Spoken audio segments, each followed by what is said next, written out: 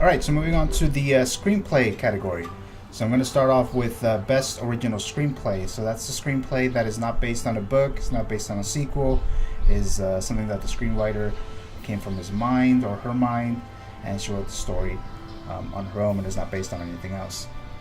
So right off the bat, again, alphabetical order, but this time by movie title. So the first one, we got Edgar Wright for Baby Driver. We have Emily Gordon and Kumail Nanjiani, I think I said it right, The Big Sick. Adrian Molina and Matthew Aldrich for Coco. Stephen Rogers for I, Tonya. And Greta Gerwig for Lady Bird. Okay, so those are my 5 top original screenplays of 2017. And of the 5, my favorite was Edgar Wright's Baby Driver. I really enjoyed this film because he implemented a lot of music that goes with the story. The tone is based on what Ansel Elgort's character, Baby, is actually doing, and I think that was kind of clever. He put some of the lyrics in the background in this opening scene that I thought was really cool and done differently. So overall, I enjoyed Baby Driver. The story, it's one of my favorite films of 2017, and I thought that the original screenplay was done very well. Alright, so moving on to the next screenplay category, that's Best Adapted Screenplay. That one is based on a book, a sequel, or to some other source. So again, this is in alphabetical order based on the movie title. So right off the bat, we have Hampton Fancher and Michael Green for Blade Runner 2049. We have James Ivory for Call Me By Your Name. Scott Neustadter and Michael Weber for The Disaster Artist. Ryan Johnson for Star Wars The Last Jedi. Scott Frank, James Mangold, and Michael Green for Logan. Of all these 5 choices, my favorite is Hampton Fancher and Michael Green for Blade Runner 2049. I felt that this script was really strong. It's a sequel to a film that came out over 30 years ago, and they were still able to implement the story, the tone, and some of the characters into today's audience. And I enjoyed the fact that they used something from the original concept of Blade Runner and implemented into 2017 standards, and the way that they use replicants, and that they expanded into something, very interesting, I felt. And I thought it was done well. It was written well. Dialogue was good. Overall, the story does grab you. So I did enjoy Blade Runner 2049, and I did feel that this screenplay was done really good. Alright, so now we're moving on to the big categories here. Next one is Best Director. Okay, so 5 choices. This is based on alphabetical order based on the director's last name. So let's get this started with, so we got Guillermo del Toro for The Shape of Water. We have Christopher Nolan for Dunkirk, Steven Spielberg for The Post, Edgar Wright for Baby Driver, and Denis Villeneuve for Blade Runner 2049. And of all these directors, they all directed actors well.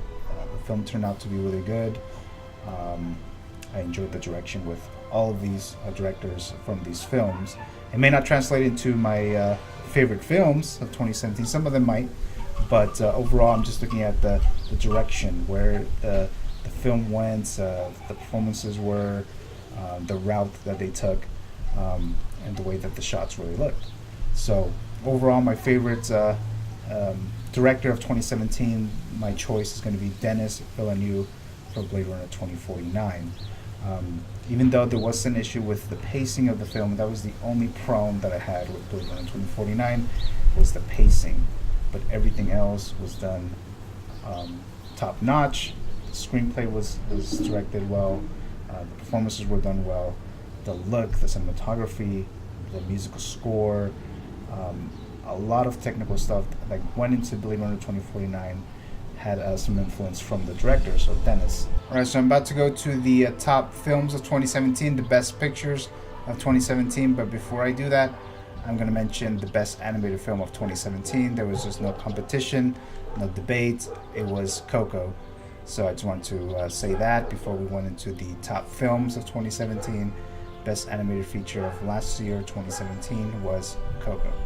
So let's get started with the top films of 2017. It's in alphabetical order based on the title of the movie. So the number one here, we got Baby Driver from Sony. We got Blade Runner 2049 from Warner Brothers and Sony. We got Coco for Disney and Pixar. The Disaster Artist. Then we have It for Warner Brothers, New Line Cinema. We got I, Tonya. Then we have Logan, 20th Century Fox. We got Spider-Man Homecoming for Sony and Marvel Studios. Star Wars Episode 8, The Last Jedi. So that's Disney and Lucasfilm. And lastly, Wonder Woman, that's Warner Brothers. So those are my top films of 2017. That's 10 of them. It was in alphabetical order. So my overall favorite film of 2017, which doesn't really translate to all the other favorites that I had in this video, the first categories, but I'm going to select Star Wars Episode 8, The Last Jedi. I'm sure a lot of people are not going to agree with me that it's the best movie of 2017. It is for me. I saw it twice in theaters. I usually don't watch movies more than once in theaters unless I really liked it. There was some divisiveness with this film. A lot of people did not like the way Rian Johnson took the story forward. I mean, it has its pros and cons. There's like some scenes in the film that I really did not like, but ultimately at the end of the day, Star Wars The Last Jedi was the only film that I wanted to go see again, like right away. And all the other films were really good, they're really great, I would see them again, but it didn't inspire me to want to go and see it in theaters. I mean, you can call me a Star Wars fan, I guess, or fanboy or whatever, but I'm just gonna say what I feel is true for me, and that was my favorite movie of 2017. There were all these other stronger movies, had like better screenplays, acting and things like that, and they're all good and stuff, but this was the only movie that I would probably watch multiple times from anyone on this list, with the exception of maybe Logan, because this time, in the previous years, Star Wars movie came out and I'm like, okay, that's my favorite movie of the year. It's a Star Wars film and I thoroughly enjoyed it.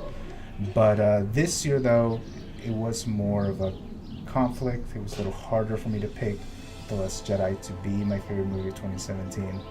It was neck and neck with Logan, so it was really close. I almost picked Logan as the best film of 2017, but there was just this one thing that I was like, well, I think I'll watch The Last Jedi more times than I would watch Logan. So that was the only reason why I didn't pick Logan. So it wasn't that easy for me to say, oh, The Last Jedi is the best film of 2017. But so that's it. So those are my choices here. So just to recap, so we go to the very bottom of this. So we got, so the best musical score was Blade Runner 2049. Best cinematography was also Blade Runner 2049. Then we jumped to best visual effects was Blade Runner 2049. For best supporting actress, I chose Allison Janney for I, Tonya. For best supporting actor, I selected William Poulter for Detroit. And then we go to best actress, Sally Hawkins for The Shape of Water. And then we go to best actor, James Franco, The Disaster Artist. Best original screenplay, I liked Edgar Wright's script, Baby Driver. Then we go to best adapted screenplay, written by Hampton Fancher and Michael Green for Blade Runner 2049. Best director, Denis Villeneuve, Blade Runner 2049. And then we get to top films of 2017, Star Wars The Last Jedi. Now you might think that why wouldn't I pick Blade Runner 2049 to be my best favorite, or the best film of 2017? It was probably in the top three, but there's a lot of technical stuff in Blade Runner 2049, so it just seems like I chose a lot of categories from Blade Runner 2049 because it did have better effects, score, cinematography, and things like that. So Blade Runner 2049 is not going to be a film that I'm going to be able to watch multiple times because of the pacing, and compared to The Last Jedi that I'll be watching multiple times, or even Logan.